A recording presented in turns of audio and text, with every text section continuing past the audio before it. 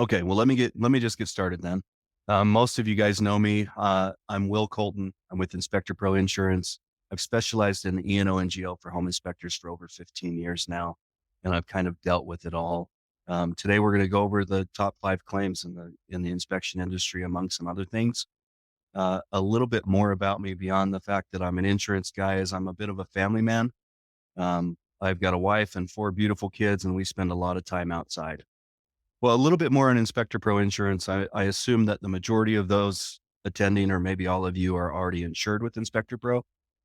Thank you for your business. We really do value it. I don't think there's anybody in the industry that works harder than we do to provide information and value and to continually improve the program with benefits and policy coverage and all of those types of things. Um, we haven't had a rate increase in over 6 years. We didn't have one this year despite inflation. Um, and we've really dialed in the claims process much more so than when I started 15 years ago. We've been through multiple carriers through there. So just a couple little interesting stats before we get into the presentation is in 2022. um, I would normally this is in a live situation, and I asked you guys how much you think, um, how many claims we handled last year, but I'll just go through it. Claims in 2022, 814. Pre-claims in 2022 are 1,103. So we have, kind of a 60-40 split on pre-claims versus claims. That's a phenomenal stat, actually. If we can get involved early in the claims process and we can get involved with it before they hire an attorney, before they make monetary demands, it makes a very big difference. And even if they've made monetary demands, um, or they've hired an attorney, the sooner that you can get that information to us, the better the outcome normally is. So don't ever be afraid to call your agent. If it's me, if it's Aaron, if it's Bree, if it's Carrie, if it's anybody that's involved here at Inspector Pro, give us a call and we can have a conversation. That doesn't mean that you have a claim. Um, we want to help you guys from the get go and as soon as we possibly can. From 2017 to 2022, we paid $12 million in defense only on claims for home inspectors. That doesn't include indemnity and settlement and all of those other adjusting costs. This is just the amount that we spent in defense. From 2012 to 2016, we didn't get the final results until a few years ago, until about 4 months ago, a few months ago. I apologize. Um, the carrier that we used during that period of time is not our current carrier, but that carrier had over $20 million. I believe it was 24 or $22 million in losses, and they had collected $14 million in premium over that period of time. So that carrier took an $8 million bath. We had to make some major changes in the claim process following that. And some of those are reflected today. I still don't believe that we're perfect, but we continually work towards it. We'll go over some of that as we go.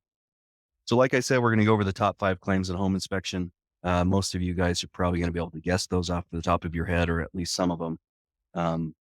But before we jump in, here's the disclaimer, guys. I'm not an attorney. You're probably going to ask me some legal questions.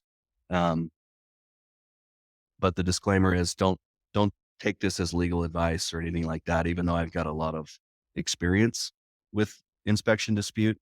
Some of these things legally can vary by state and jurisdiction and all of those things. So if it's a legal question, as we go through it, I might just be like, well, you've also got to ask an attorney. I'll try to give you my opinion as best as possible. Okay. So a claim, let's start by doing that because I get calls about once a week from somebody who wants to report what we call a pre-claim. And as we go through the conversation, we realize that it's actually a full-fledged home inspection claim. Your policy actually defines what a claim is. And in most cases, it's a written demand for money. The truth is it doesn't always have to be money and it doesn't always have to be written. If somebody um, has a conversation with you on the phone and they demand money, if somebody sends you an estimate for repairs, even if they're not making an accusation, if somebody requests your insurance coverage, all of these things can make it qualify as a claim. That doesn't mean that the outcome in the situation is going to be negative on your loss history or change your rates. That just means that rather than us helping you respond, the insurance carrier and the professionals there actually have to provide the response. And that's just because of the contractual nature of your insurance policy. as well as insurance regulation and all sorts of things like that. Don't be scared when you have a claim. Not all of them are any different than a pre-claim, but that demand for money or that request for insurance or a couple other things are really, they're going to make it a claim. When we started the pre-claims process, the whole idea was we had a few people who weren't reporting to us in a timely manner. If you don't report your insurance claims in a timely manner, it can affect you very negatively. It can affect your coverage and void your coverage if you don't report in a timely manner. What we didn't understand when we did pre-claims, because we instituted it so you guys would start calling us early, is we didn't understand how well we would be able to get rid of those things in the pre-claim process and how much it would benefit us and our losses as well as you guys as our insurers. So the pre-claims assistance program with Inspector Pro has been a phenomenal benefit, maybe the best benefit we've ever come up with. There's two types of primary coverages for home inspectors. I'm going to simplify what those coverages are a little bit. There are scenarios where things that I'm going to call GL claims could technically be E&O claims, but an error and omission claim is a professional. They call it professional liability as well. And it's basically coverage for your report or for your legal defense. So something you leave out of your report, something that they allege you didn't report on, something you failed to report on and you actually miss, or even, like I said, even just the allegations that they're making, even if that item regarding the roof or the foundation or whatever it might be is in your report, you still have coverage, and it's considered an error or omission or professional liability coverage. Your general liability coverage is a little bit more simple. In most cases, it involves property damage while you're inspecting, or maybe even bodily injury, like somebody trips over your ladder.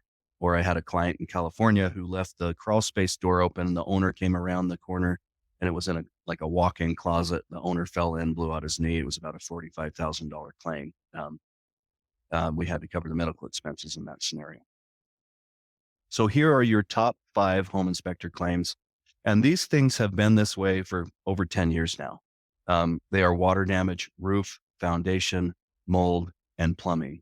The interesting thing is water damage, that's number 1, is going to be involved in almost every one of those other claims we've seen. So water is our biggest enemy. So to go over water, you need to understand a couple things. So there's water damage, there's water intrusion, right? Where you got improper grading or other issues coming from exterior situations and intruding in the house. And then there's just actual water damage that happens during the inspection. Maybe it's overflow of a tub. Maybe it's, like I said, it involves other things. So it could include the plumbing issue and leak, or it can include the roof. That also results in mold. We have a few best practices, and these things are going to stay pretty consistent as we go through each individual claim. And I will also tell you that over my history with Inspector Pro, that my risk management advice hasn't changed. And most of it's right here. Take a lot of pictures, use proper tools, right?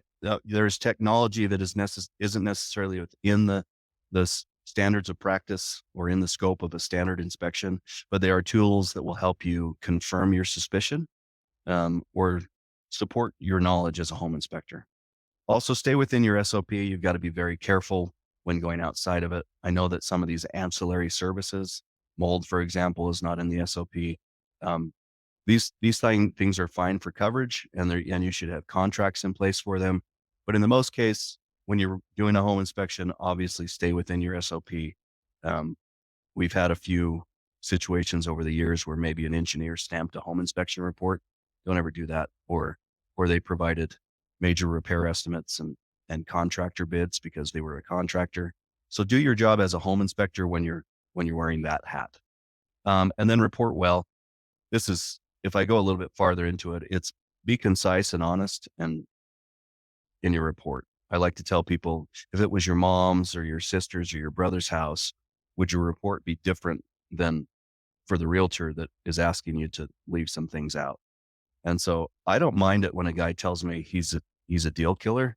I know there's a fine line you've got to walk through that relationship, but communicate well and report well.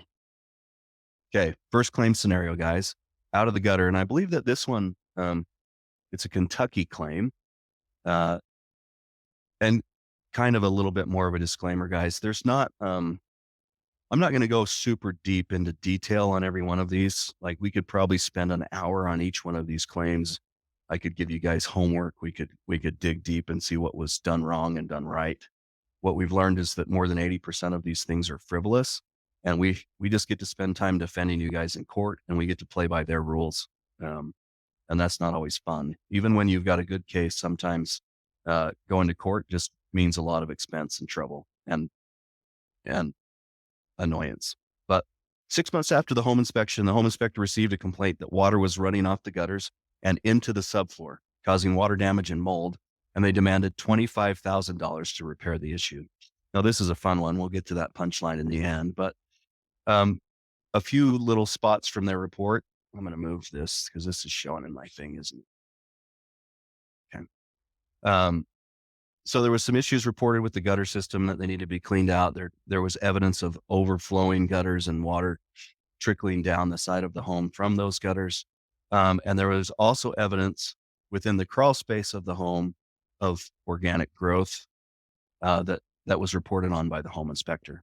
And he advised that it was further evaluated. Now, the homeowner did a good thing, right? They went out, they had it further evaluated by a professional, and they had the issue in the crawl space repaired. So the inspector returned to the property after they received the complaint from the home inspector, and he discovered the crawl space that had been repaired and where the water had been draining into from the outside had actually been encapsulated. So when they fixed the water in the crawl space, they encapsulated the whole crawl space with a membrane, but they didn't fix the issue that was sending the water into the basement. So rather than it draining into the basement, it was then draining into the section between the encapsulation and the subfloor, and it started to rot the subfloor. So it was an improper repair for something that had been reported on. The claims team issued a denial of liability. A denial of liability is a letter that they write just outlining your case and telling them that based on the report and the contract and all of the findings that you aren't liable for it. That's the most common first step in the claims process. This claim ended up going to arbitration after a decent amount of time. And it's only happened twice to us in hundreds or maybe even thousands of arbitration cases, is the arbiter actually awarded us and the insured $17,000 to cover the cost of defense and arbitration. A side note, we don't like in your contract for there to be attorney's fees because it's kind of a double-edged sword. Because if you're found guilty, we have to pay attorney's fees. This delays settlement in some situations, and I call it chum in the water. Attorneys are all sharks, and if they think they can get fees, they're going to come a little bit harder after you. So that in this particular case, the attorney's fees clause in the contract actually helped us and gave us award. But if you've got that in your contract, take it out. No attorney's fees, no liquidated damages. In fact, if you're not using the Inspector Pro contract, call me or email me or your agent later, and let's have that conversation. But that was a pretty phenomenal result. The good news is we had a solid agreement signed. It had an arbitration clause. They used CDRS, Construction Dispute Resolution Services, as the arbitration company that we recommend. He was able to revisit the inspection site. Don't be scared to do that. And the report was good. He did a good job. Okay. There's our first pause, guys. We'll do this kind of after every claim, but let's pause, Tanner, and see. You guys have any questions, concerns? Okay, we got one from Matt Dickens. It's quick. CDRS, Construction Dispute Resource. What was Resolution Services. Resolution? Okay. Is that something that's only available to individuals that are a part of Inspector Pro? No, it's a completely independent arbitration company. So historically, we've seen a few others. There's JAMS, JAMS, and American Arbitration Association, so AAA. Those are very commonly used in the arbitration clauses in the contracts that you guys have. Our success and cost with both of those has been much lower. CDRS does a much better job of enforcing your standards of practice as well as your inspection contract. And they're a little bit cheaper than the other two as well. So we've just become a fan of them. It's just been more friendly. So I think that there's another one like Resolute Services, but just do CDRS. Okay. and we can get Yeah. you that exact arbitration verbiage. Any of you guys that want it can email me, wcolton@inspectorprotect.com. I'll put that up again at the end of the presentation, but Okay. most of you Great. probably have it, or your agents. Like I said, if you're not specifically used to dealing with me, anybody here can help you. And it's interesting. We have a sales meeting every week, and probably for the last 6 months, every other sales meeting has been reviewing inspection contracts. So our people from top to bottom have almost know too much about contracts now. Oh, don't be afraid to ask contract questions. In the end, we'll probably be like, here, use our contract, and you can build from there in some cases. But there's also a benefit. If you're with us and you use our contract, you have a claim where you've properly executed the contract. That means signed prior to home inspection. We'll knock $1,000 off your deductible. So it's not just that we believe in the contract, it's that we want to put some skin in the game too and make it a benefit to you guys. The contract is the number one thing that we can use in the claims process. The report can help us, doesn't help us near as much as the contract. A lot of times the initial part of a lawsuit is just interacting with the contract. So Ah, if we can utilize the contract to push to arbitration or avoid mediation, mediation is expensive. We don't really like it. That's good for us. okay. That's good to know. Thank you. I appreciate it. Awesome. Probably more information than you wanted, Matt. No, that's perfect, actually. Okay. Awesome. Tanner, we got anybody else? Okay. Yes, yes, we do. We Okay. got a Go Greg, for it. and I'm going to allow him to speak right now. You have been allowed to speak, Greg. You're That's allowed. really nice. Thank you so much. I do want to make a comment about your contract information. Switched, I think it was last year, for my contract. I've been in business this is my 17th year, and I've been using my own contract based on InterNACHI standards, and I went with you guys. Um, and there were some things I had in my contract that were not in yours. And I did work with your company, and did get it worked out. Was allowed to use some of my clauses in there, which I really like to have in there. And so for anybody listening, if you do have your contract, and you're not using Citadels or Spectre Pros, I definitely send your contract over to them to have them look at it and work with them, because it did make a big difference for me. Awesome, Greg. Thanks. Um, Most of the time okay, let's go a little bit farther into contracts because I think it's the hot button of the year for us and maybe for many years to come. If you're using a contract that was built by a national association, it was probably built on a national basis. So there's gonna be a few situations where you're not state specific or something in that contract. For example, the I'm not bashing InterNACHI because I have great respect for them. But in Florida, you can't have liquidated damages, and the InterNACHI contract has liquidated damages. We don't like liquidated damages at all in any state, but we've created state specific contracts. And some of them, other contracts we find are like, it's like a puzzle piece that an inspector did some research themselves and put a whole bunch of stuff together that sounded good and they work okay. Sometimes they're full of additional clauses that don't do us any good. Sometimes they make the dispute process go longer, or just because the attorneys are able to fight that specific clause. So we've done a lot of research. So yeah, and we'll share them with all you guys. So let us know if you're not using it, and let's have that conversation. Also, there's another question, a written question from Nathaniel. Does the Inspector Pro inspection agreement already have the arbitration clause? It does, and Perfect.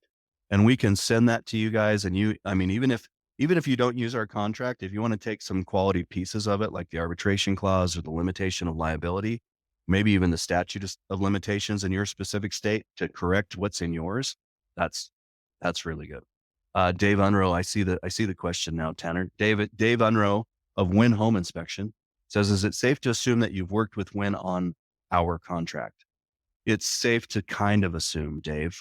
So Win did a big contract push with Joe Denler just before we did our contract push. So the Win contracts are quality. I'm currently in process of working with Win to change just a couple little things or to allow you guys to use my specific contract in place of it. But that Win contract is a solid one. It's a good one. Perfect. I believe that's it for now. And there's going to be more opportunities for questions, everyone. So, Yep. so don't worry. After every claim, we'll do that. So sorry, I'll not do that anymore. Okay, number 2 is the roof. These ones are always fun. Oh, wait a minute. I got a question, Tanner. I'm going to take this one. For us who do bilingual work, is there a contract in Spanish? No, we don't translate it. Some of your states are going to require that the report and contract are in English probably, or that you deliver both. So you'll probably have to do that translation work yourself, or find an attorney that is bilingual that can do it. So just English for us so far. I actually speak fluent Spanish, but I don't speak contract Spanish. So I'm not going to try to translate. Okay. Roof damage, especially leaks. These are really common claims. Sometimes it's weather, sometimes it's safety concerns. That weather can affect, even the ability to inspect the roof in the winter months if you're in Utah, for example. But there's a lot of things. Also, I tell people that roof is the hair of the house. And over the years, like mine, as you guys can see here, that roof just wears and tears, right? And starts to fall out and be thinner. So you never know when that roof that hasn't leaked for years is going to start doing it. But similar best practices, take a ton of pictures, use those tools. I prefer an inspector that walks the roof as long as it's safe to do so. You and I both know that walking it, you can gather a whole lot more information.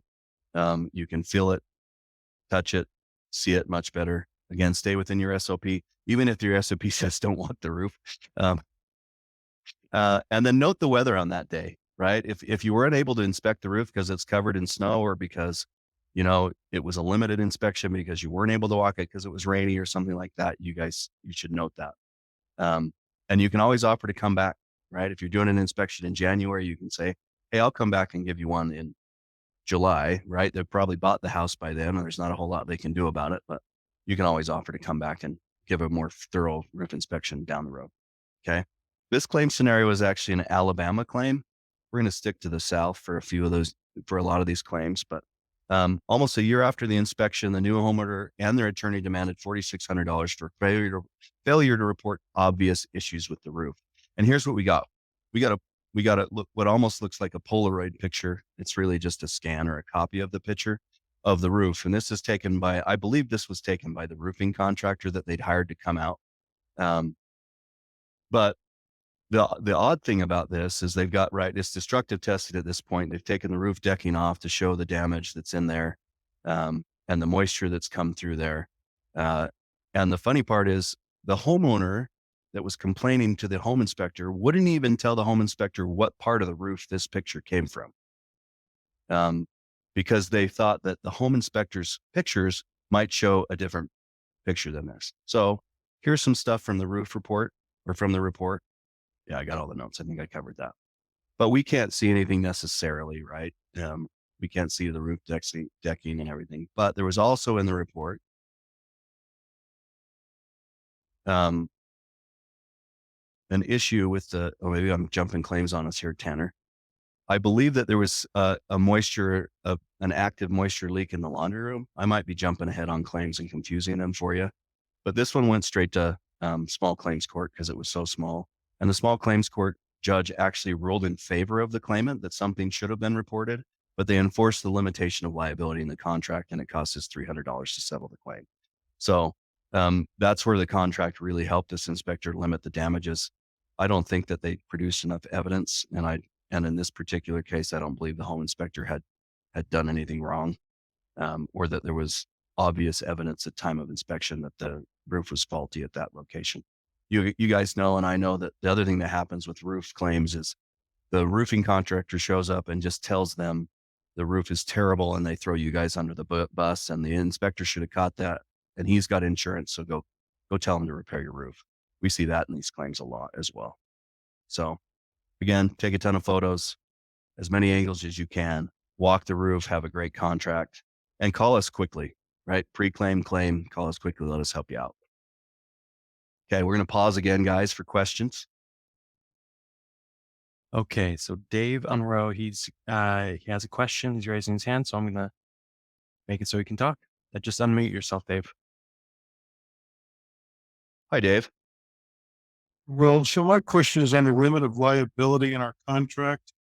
It appears that held its ground in this case, but in in our agreement, it says, we're not liable for more than 2 times the inspection fee. And does that stand up to legal Yeah, scrutiny? absolutely. I mean, sometimes it's the nature of the case that helps us enforce it. We also, in our contract, it will be a multiple of the inspection fee. We recommend at least 2 times, and our contracts all say 2 times. The reason we like the multiple of the inspection fee is it actually shows that you've got a little bit more skin in the game. Um, when you just limit to what you've been paid, the courts don't look on it the same. But when you say, hey, the value of my inspection is actually more than what you paid for it, and my limitation of liability also reflects that, that is a lot easier to settle and enforce than just the fee. So I love the multiple. Good. Thank you. Perfect. I saw that there was another question earlier. They lowered their hand, but if anyone else has any questions, written, or you want to raise your hand, feel free. We can always stop. And oh, here it is, Ernest. Hey, Ernest. My question is that normally when I do a lot of roofs and the roofs are questionable, we always recommend a roofer for further evaluations. Um, well, how do you feel about that? I mean, we that's about the only way that we can really protect ourselves, especially when people ask me about ages. And I don't give ages for roofs because I'm not a roofer. So Yeah, how do you feel about that? that's absolutely best practice, right? Like if you have to stay within your SOP. So let's say you're a 30-year roofer that's become a home inspector. You could tell them a whole bunch of stuff, but you're not going to report to it, right? So the only way you can really get around it, whether you're that roofer or not, maybe you have limited knowledge on roof, is to that, is to recommend further evaluation by a licensed professional or whatever it might be. Sometimes I wish I had Mike Casey in the line because he's got great verbiage for this. And I can't remember if he says that you list the specific type of professional or if you can just do a generalized qualified and licensed professional. But anytime, it can be roof, it can be foundation, it can be plumbing, it can be electrical, whatever it might be. You report and you tell them it should be further evaluated or repaired in that case, right? Evaluated and repaired. Okay. Perfect. Yeah, most of the time I just recommend that you use a qualified roofer for further evaluation. And I don't even say repairs, I just say further evaluation. Awesome. Do you go a little bit farther and talk about closing or contingency period by chance? Um, it, yeah, in the report that I use, it's in there. And it just basically tells people that I recommend that you do this before closing. And then, like you said, as far as snow and rain is concerned, I always say that we'll come back if needed. But like you said, they've already closed, and most of the time, all the time, no one ever calls me and says, "Hey, come back." Yeah, if there's no visual evidence of leak in the inside or in the attic, a lot of times they're just gonna go without it. But I think offering it is good risk management. I do know this. The word of uh, closing versus contingency period is something we should address because I think you can change your verbiage to before the end of the contingency period because sometimes closing is well after the inspection contingency period. Um, and that can void their contract and that type of thing. I think both work, but contingency period's a little bit better. Okay. We've got a written message here that says from Jonathan Borg. Sounds like contracts are changing, being refined on a regular basis.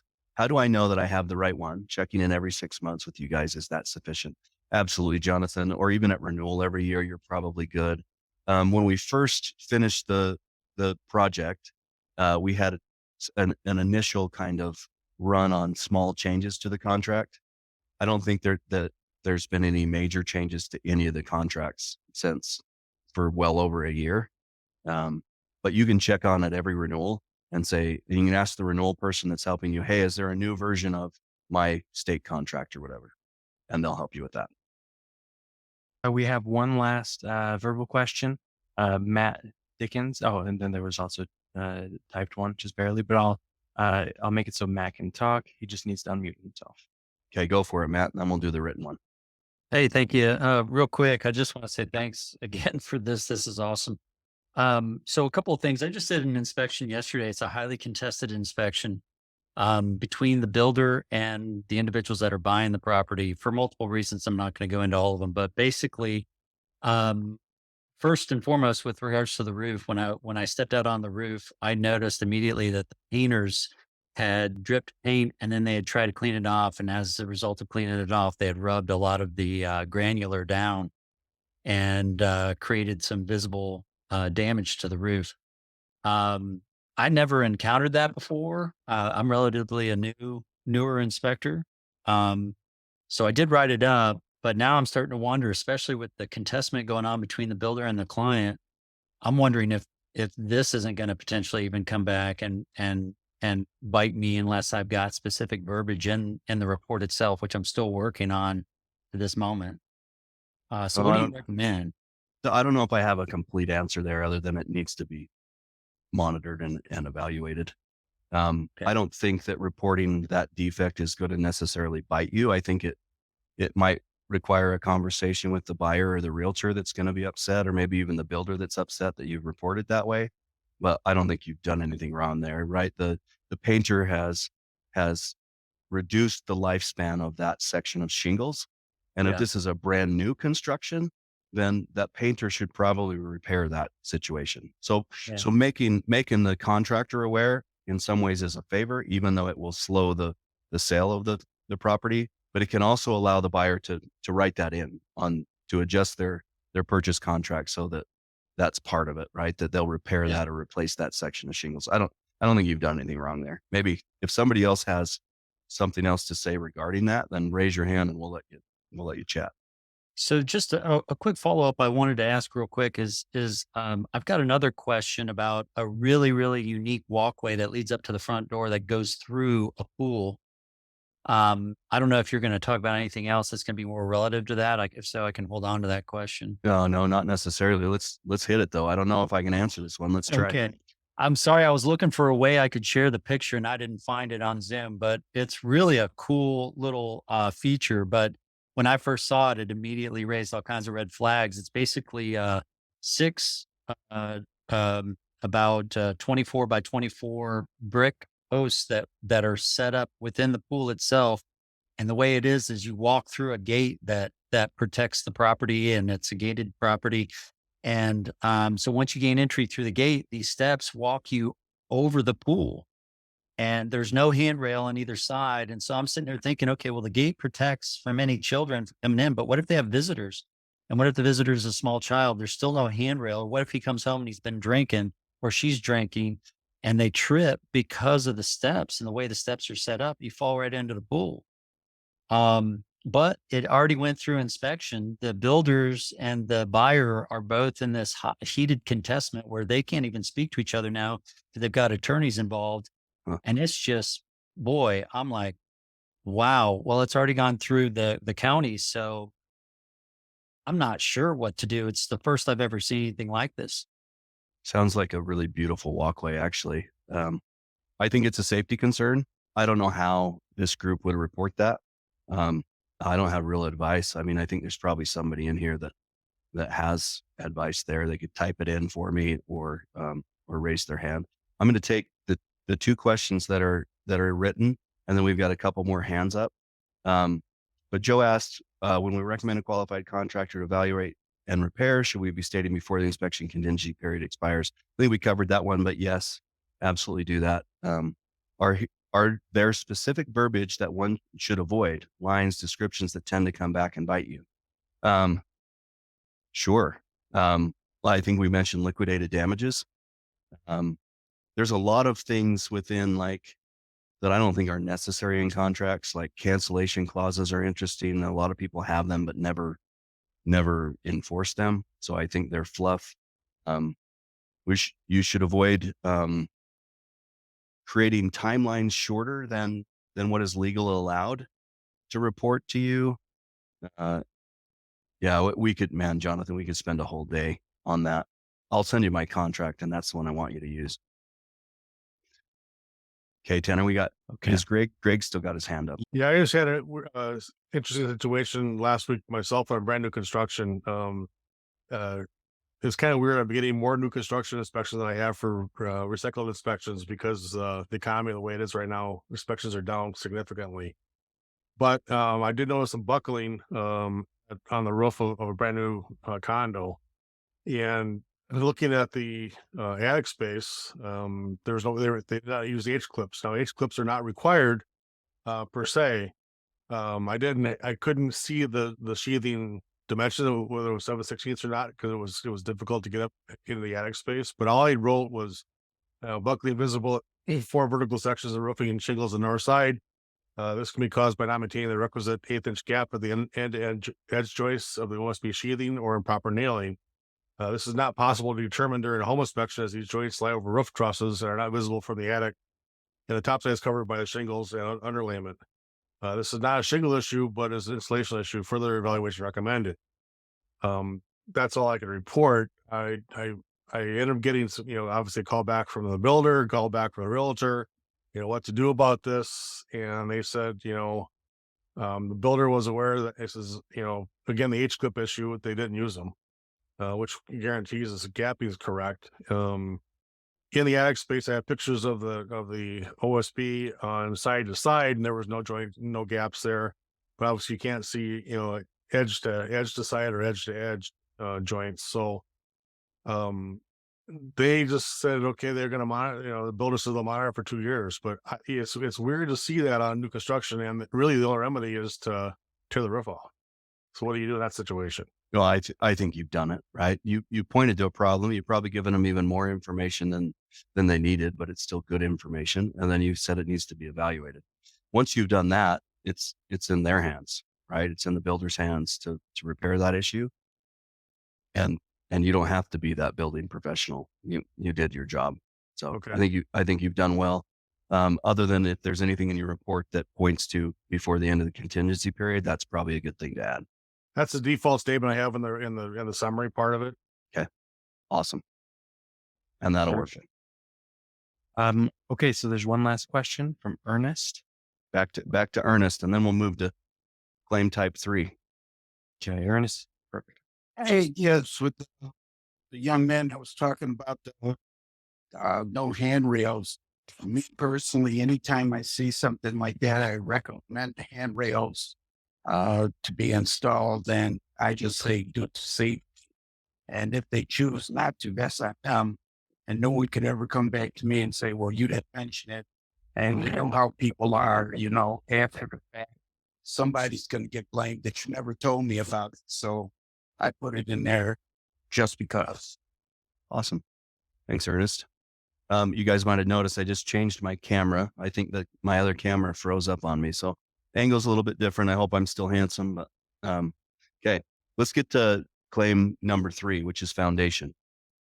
Now, the interesting thing about the foundation claims is it's the 3rd on our list of most common, but it's actually number 1 in expense. We deal with a lot of concealment in foundation issues, right? Maybe it's bushes that are overgrown. Maybe it's personal items in the basement that are strategically placed. We deal with a lot of that type of concealment. The reason it's number 1 in expense is foundation is just simply expensive to repair.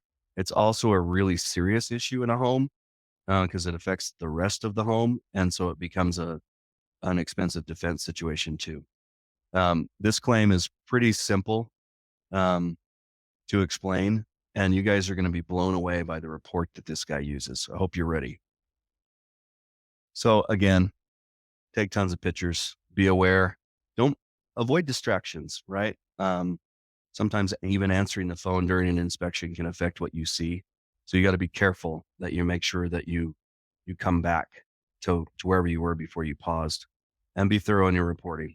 So this is another Alabama claim, but 2 years after the home inspection, the instructor received a letter from an attorney known for suing home inspectors. The letter claimed that substantial foundation work had been done to the home and that significant damages to the brick veneer on the side of the home had been concealed.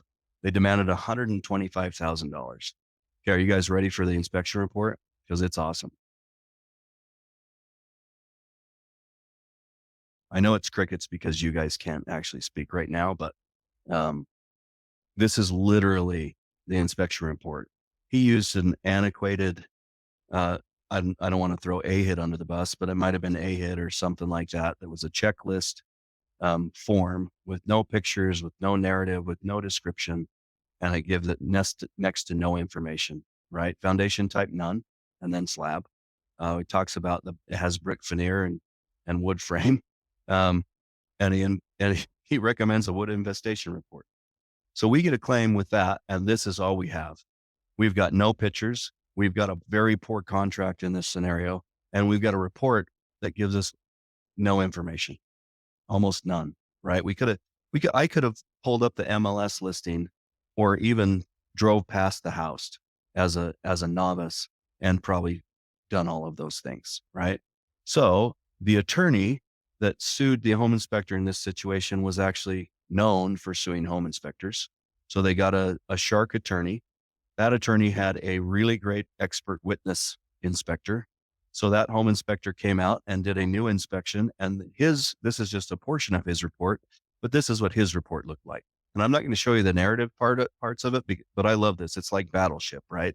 We were totally sunk from the beginning, the minute this report came in, and he found major issues, all that point back to foundation issues.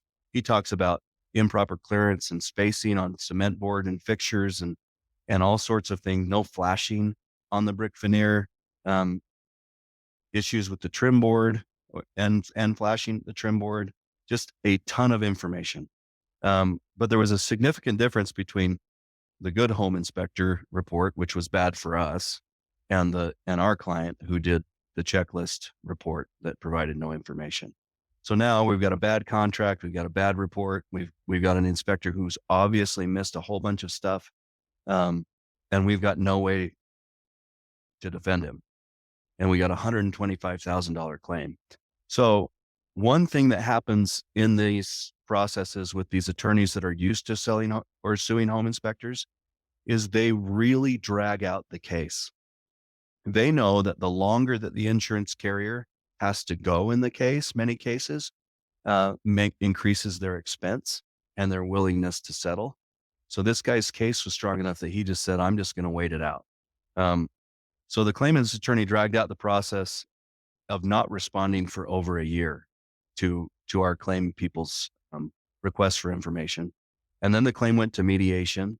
And unlike most mediations, because most mediations result in no solution, right?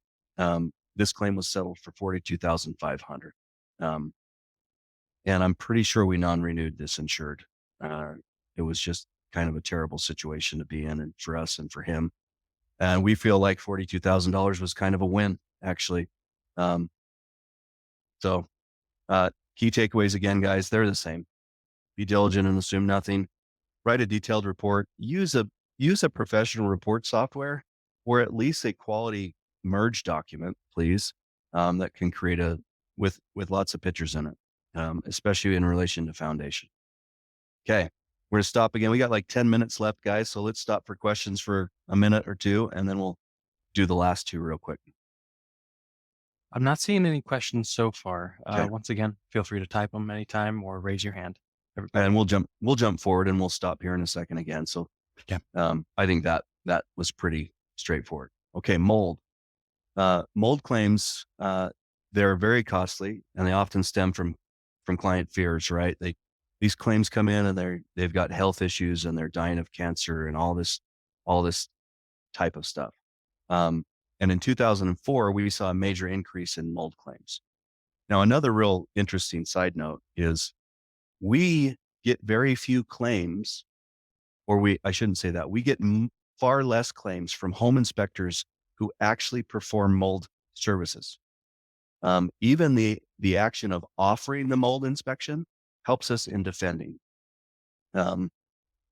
So I think it's a great service. I think it's a revenue stream for you guys. I know that everybody doesn't want to get into mold and that it's outside the scope and it may not apply in as many regional parts of the country, but I think it's a phenomenal service, and it's actually a risk management technique as well. Obviously, search all areas near water sources, use a moisture meter, test for mold, be conscious of grading and the shrubs and the plant life and irrigation systems and that type of thing surrounding the home. Um, Here's a fun one. So almost 2 years after the initial inspection, the inspector was named in the lawsuit for failure to find mold during the inspection. The demand was $88,000. This is the one with some of the reporting I was talking about on the roof claim, actually. So I apologize for that. There was one more thing I was going to say on mold. Maybe it'll pop into my head. But from the report, the ceiling shows signs of past moisture. No moisture was found during the inspection. Repair or replace is needed. So this was in a laundry room. And after investigating the claims team issued a denial of liability on behalf of the inspector. Again, a letter saying they're not liable and why they're not liable. But the claimant moved forward with their suit and lowered the demand of from 27.5 now down to 10. So after they got the denial of liability, they said, no, give us $10,000. The inspector actually had no recorded conversation with this particular client about mold, because the client had asked them about a specific issue regarding mold and then decided not to get a mold inspection. So they initially declined the option to get a mold. Then they called the inspector to talk about an issue of mold, and then again decided not to get the mold inspection. But because what was ruled, the claim settled out of court, but it was ruled the court would agree with the claimants, was our fear, that the inspector had made no warning about potential for future issues from water damage.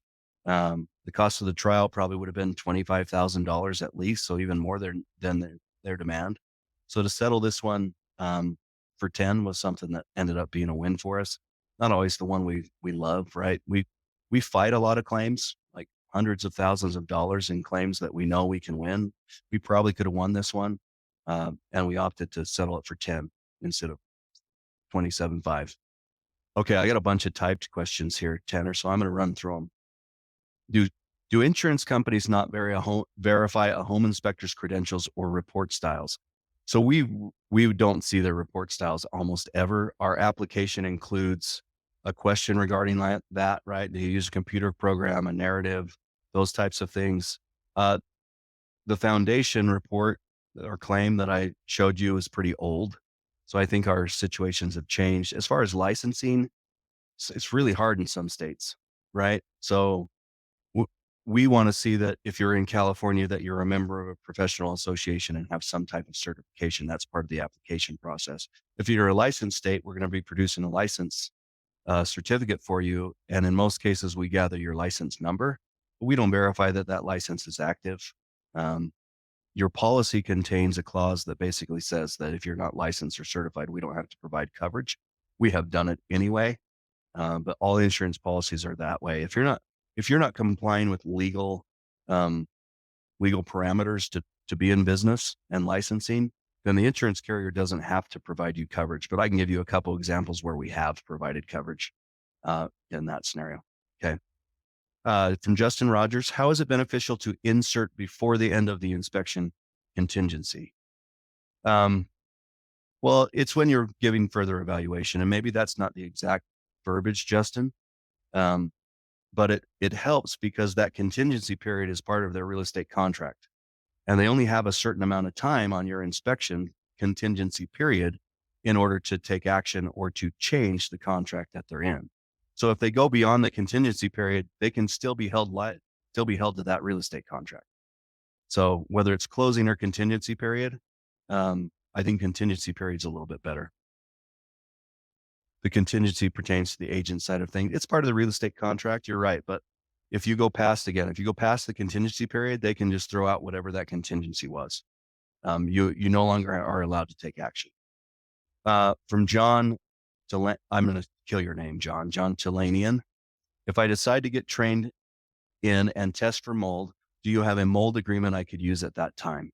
Yes. I've got a standalone mold agreement, and I've also got an addendum to your standard residential contract that you can use. So if the mold's done in conjunction with your home inspection, you just add the addendum and they sign it. right? Because the standard agreement is going to say that mold is excluded.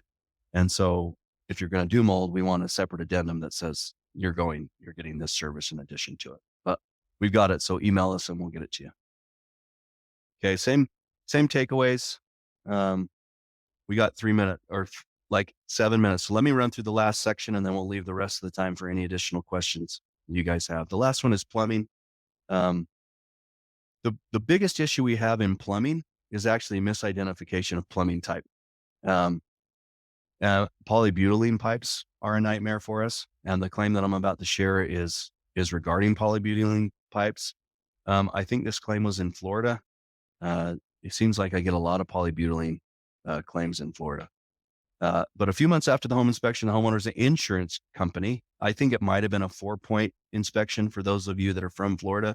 So it could have been another home inspector or contractor.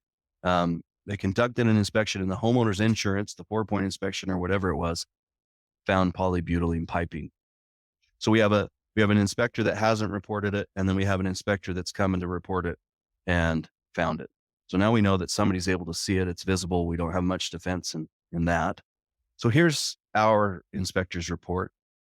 And I haven't spoken with this inspector in particular, but I would guess that copper highlighted is something that was like a default in his home inspection reporting software. So be very, very careful, one, to just do those defaults, because when you see the pictures coming up next, you're going to see that's definitely not copper. Now, you can't really tell polybutylene here because it's painted over most of it. And so you can't see the markings, you can't see the coloring, it looks white. But at the bottom of this particular water heater, the other is where the second inspector found the polybutylene pipe and reported on it. That polybutylene affected the insurability of the home. And then the homeowner reached out to the home inspector and made a demand. They made a demand of $7,500. And this claim was settled for that demand. That was the cost to replace the polybutylene pipe with a new PEX or proper piping. So again, don't assume, take lots of pictures. Be sure to review your inspection reports when you're done. I'm sure most of you guys do that, but that's what I got. And I got one more note, but let's answer any questions you guys have. Looks like Dave's got one, Tanner. Perfect. Yeah, well, here in Denver, we're starting to see more of a balanced real estate market, which means we're starting to see more pre-listing inspection requests. And sometimes in those requests, either the agent or even the seller might say, well, I don't need a full home inspection. I just need basic components of the house inspected and reported on. What are your feelings on that? Because I always worry about that, and I try to encourage them to go with the full blown inspection. And if they don't want to go that way, then I'm pretty careful to make sure I make it clear in the report as to what was excluded based on their request and what's included. But I still don't feel real comfortable with that. So I'm curious as to your thoughts. Well, two things. The first one is if you're going to do a limited inspection, your contract, even more so than your report, needs to reflect that first. So you've got to rewrite the scope of services in your home inspection contract, remove your SOP, and then you need to rewrite it to say, we're just inspecting only these items. And then, like you're saying, sell hard to the full inspection, always. And sell the value of the whole inspection. And the report and all of those things. So you're saying I should go in and edit my inspection agreement, which makes me kind of nervous too, because that doesn't open up some new risk for me. No, you're only editing the section of the contract that outlines what the service is. Okay. So you're in essence, you're creating a new contract that says, I'm not doing a home inspection, I'm doing a partial inspection. And it can be as simple as I'm only inspecting the exterior foundation.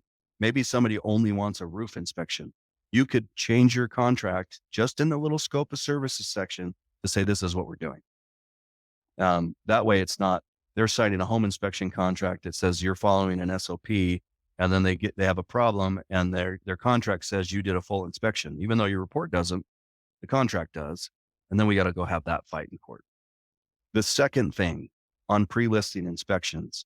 And like I could go into this. I'm going to go a little over time if you guys are okay with that. You guys are welcome to leave. I'll stick around as long as you guys want. But pre-listing inspections are really difficult because they very often involve third-party claimants. Most of your inspection contracts have a clause involving third parties, but they don't necessarily protect us enough. In California, there was a court ruling that found a home inspector liable for a third-party buyer on an inspection. So here's what happened: he did an inspection.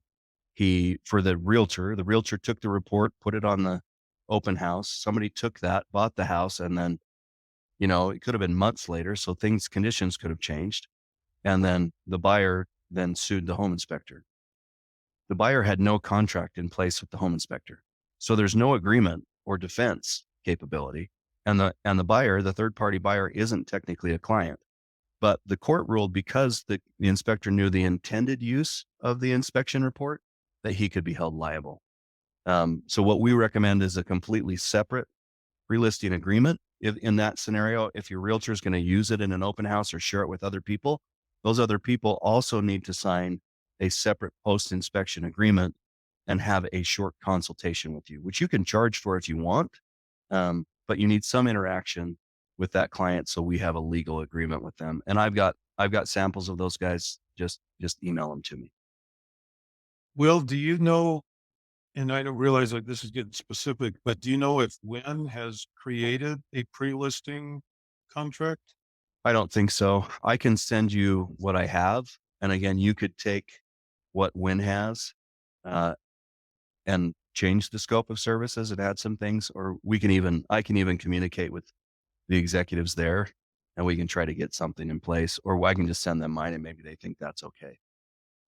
So, Because it would seem to make sense, because with interest rates what they are, I got to believe all around the country that there's going to be a bigger demand for these types of inspection.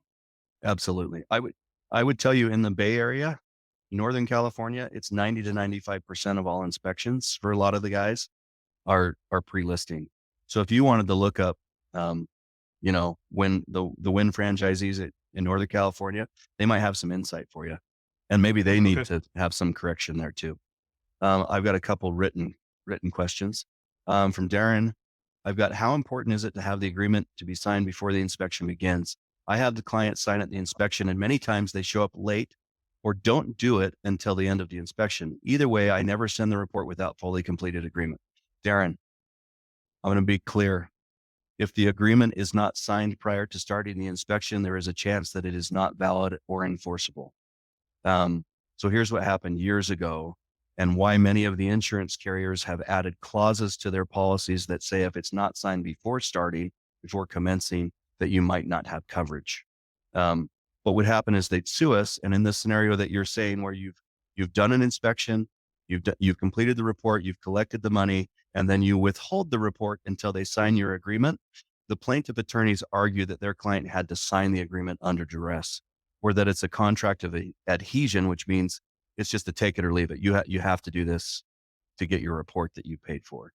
And in many states, like New Jersey, for example, where we don't even provide coverage and we don't insure people in New Jersey, really, the law requires them to have 24 hours to review the contract before they sign it.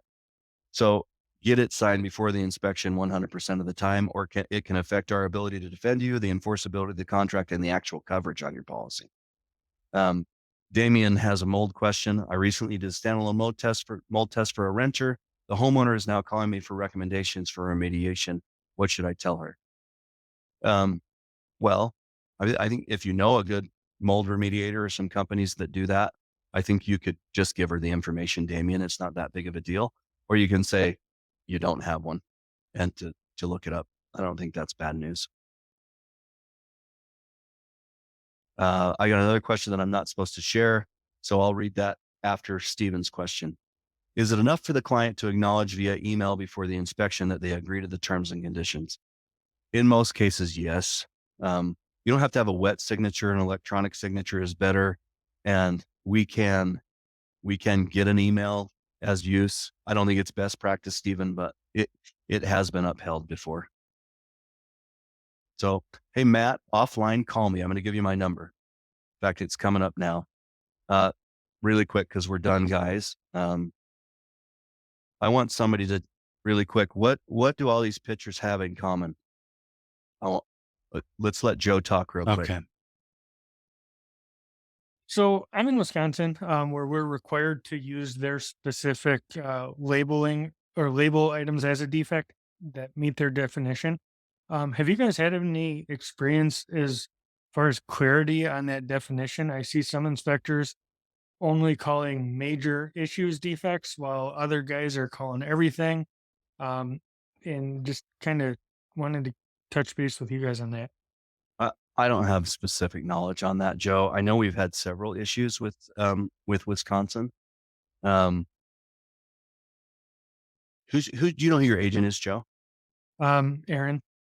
Let's have Aaron shoot Aaron an email with that question, and then Okay. let's see. I'll talk to him, and we'll see what we can figure out. I know that Brianna in my office deals a lot with the WAHI organization, and so she might have a little bit more experience than me. Okay. Thank you. I did have a couple people answer my question right. It was big, right? We have one big goal, and that big goal is to not to decline any claims, And to do that, we really need your help. And it goes back to the question that we just answered, where your inspection agreement, your contract needs to be signed prior to the inspection. And that your contract needs to be quality. We will review your contract. In most cases, I'm going to take your contract and say, take mine, and then talk to me about what you want to add to it. But yeah, please. Here's my contact information for you guys to write down. I got a couple questions that I'll stay on to answer, if that's okay, Tanner. Sure. For Matt Dickens, I recently did an inspection and found PB piping and included it in report. Buyer walked. Received a call from another agent that said she had a buyer that was interested and asked about one thing, but did not ask about PB piping, and I did not clearly bring this point out. So any advice on this one? Well, I probably would have tried at that point to sell a new inspection to the buyer. Maybe that buyer's going to get a new inspection. I don't think it's your duty or responsibility to go back to the report, but I think it's probably good education on between you and the realtor and value, even though it affects their ability to sell the house, to have the conversation about polybutylene right then. From Fred, if there are two buyers on the contract, do they both need to sign the agreement? Well, if both their names are on the contract, I'd say let's have them sign it. If only one of their names on the contract and the other one's the spouse or the interested partner or whatever it is, they're going to be bound to the same terms as whoever signs it. But if you're going to put both names on there, you might as well have them both sign it. I think that's it, Tanner. Hey, I'd like to thank you guys for taking some time to listen to me ramble. I think Inspector Pro does a pretty decent job. So don't hesitate to call us with more questions. If you go to our website, you'll see a blog with just like libraries of newsletters. Some of them written by the one and only Tanner, who's on the webinar with us, and he does a really good job. So call us with your questions, please. Call us with your problems. Call us with your ideas. If there's something we need to do better, please let us know. So thank you for your time today, and we look forward to speaking with you. Great. Thank you, everybody.